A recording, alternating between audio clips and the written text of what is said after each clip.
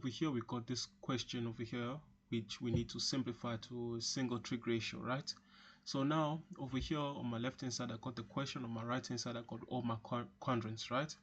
So now when you're answering a question like this, I'll advise you to always have your quadrants over here in order for this to guide you, right? So now as you can see, we got sine open bracket beta minus 180, right, close bracket. So now let's have a look at beta minus 180. So now beta minus 180, as you can see, beta minus 180 is on the third quadrant, right? So this is the third quadrant, and sine on the third quadrant is negative, right? So as we got cast over here, right? Since sine is negative on the third quadrant, this can be just be written as negative sine beta times now tan. So now tan open bracket negative beta minus 180. So as you can see, negative beta minus 180, which can, this is the same as negative beta minus 180 is pretty much the same as say negative 180 minus beta, right, which is the same. So now this can be written as it's in the second quadrant, and tan in the second quadrant is negative, so it's negative tan beta, right? So now cos 180 plus beta, 180 plus beta is on the third quadrant, and cos on the third quadrant is what? Negative. So open bracket negative cos beta, right?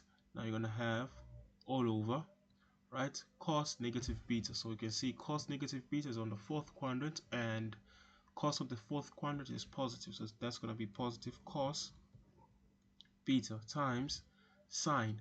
So sine open bracket 360 plus beta. So now 360 plus beta, as you can see, is on the first quadrant, right?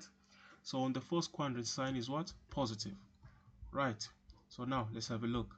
So now over here, negative and negative, that's going to give us positive, right? Negative times negative, that's positive. So now you're going to have sine beta, right, times open bracket, you're going to have sine beta all over cos beta times negative cos beta.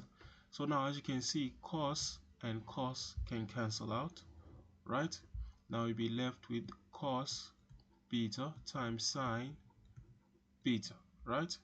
So now what you'll be left with over here, which is negative, over here you'll be left with negative 1.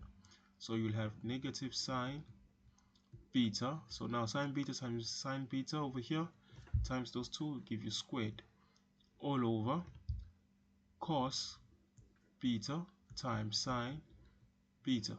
So now this and that can cancel out, right? And then you'll be left with negative sine beta all over cos beta, right? And therefore final answer will be negative tan beta, right? And that is how we answer.